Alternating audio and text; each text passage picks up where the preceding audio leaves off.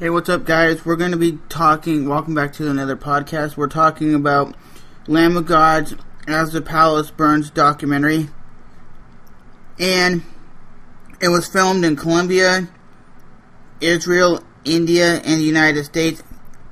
And before Randy's trial, after the trial, Randy's public statement to metalheads and family of the child who died was heartbroken, but showed an incredible amount of courage and respect. No one deserves to die at a metal show, but his death wasn't for nothing. It's a wake-up call to every metalhead to be safe and never let yourself get caught up in the moment to the point that you are unaware of those around you.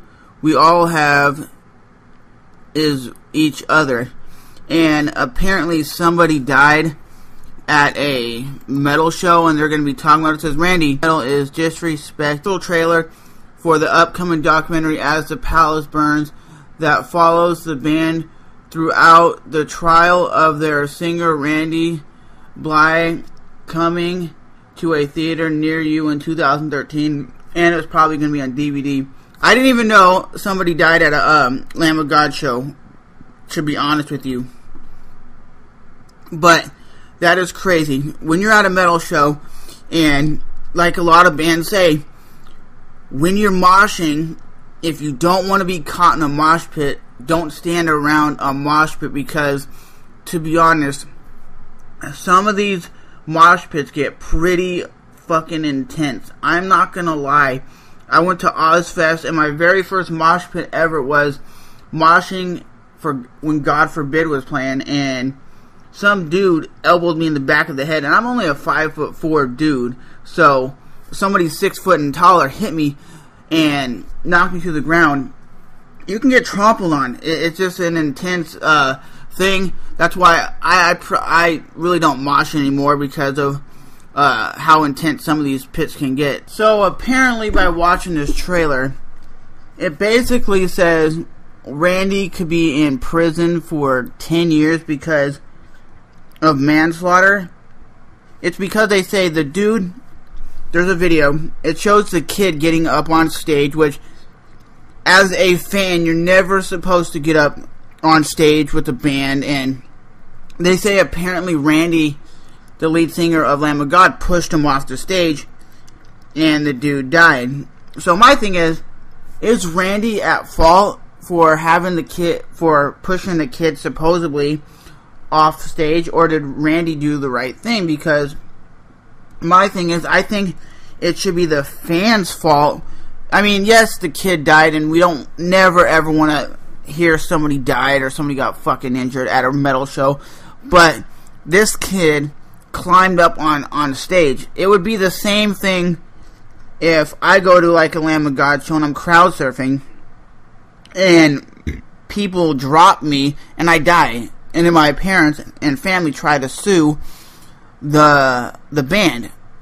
It's actually my fault, because I know when I mosh or I crowd surf or I get on the top of the stage and stage dive, there's a possibility that I can die. I guess because you get so hyped up in the motion or the music, shit happens. But I can't wait for this DVD to come out or watch it in theaters. So I'm not sure if every theater is going to get it, but if it's in theaters, that would be something worth watching just for my own enjoyment of watching band. And this might actually be the last time you hear of Lamb of God, because they said on the trailer it could be over, because if he faces 10 years in prison, what's that going to be? 2024 would be the last when he gets out, so he'd be like 40 or 50 by that time.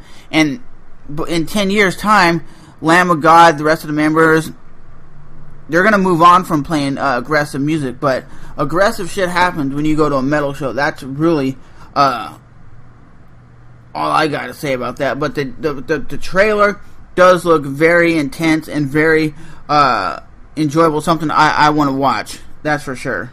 So if you crazy fuckers in the comments below have made it this far, post in the comment section what is your ultimate favorite metal band and your ultimate favorite band of all time. a Lions fan who went to an Eagles game on Sunday in Philadelphia dressed in a Detroit Lions gear, says that 6 men harassed him and beat him outside. The 33-year-old Center City business owner, who is choosing to remain anonymous, I can see why, says he was hit with snowballs for fist and kicked because of his alliance to the Lions. According to the man, he underwent blood on Sunday and was treated for a concussion and minor injuries at a hospital on Monday. My thing is, during the attack, the man said he felt like I was being choked and punched and then lost consciousness.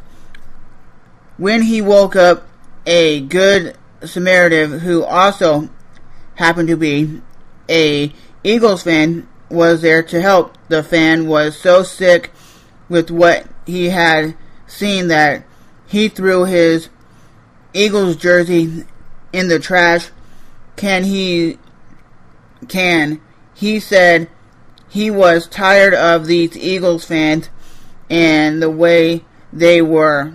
The man said, "This isn't the first time he had an issue.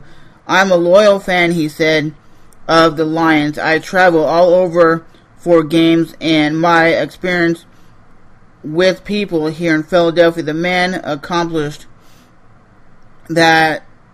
It makes me fucking sick to my stomach.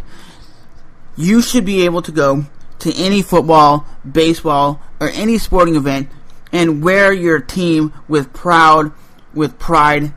Like if I go to the Jacksonville Jaguars game and they're playing the Saints and I'm a Saints fan, I don't expect to get my ass kicked out of me by some drunken fans who go there to start trouble. You don't throw snowballs at somebody. You don't literally beat the shit out of somebody where they're hospitalized or injured just because he supports another team. That's somebody that's so much fanatic that they take it as, this is my team. I'm like, dude, it is not your team. You don't own the team. You don't have to be one of those drunken dudes who fist fight and brawl. It would be the same thing if I went with my girlfriend and some girl just started beating the shit out of my girlfriend.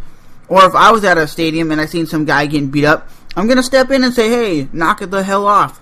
What did he do to you? He's just wearing another jersey, and it says this dude just supports the team and he just likes to travel to games. That's a loyal fan. He goes to support his team. He doesn't go to get his ass kicked. So let me know in the comment section below, did the guy deserve to get his ass kicked for showing up in another stadium with the jersey? Or was he just there and these guys were just there to start trouble? Because there's no reason this dude got his ass kicked. But with that being said, that is today's podcast.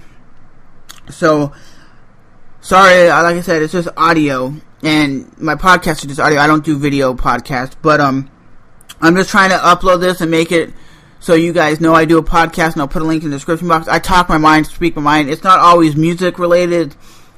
I talk about MMA, news, topics, what's going on in my life.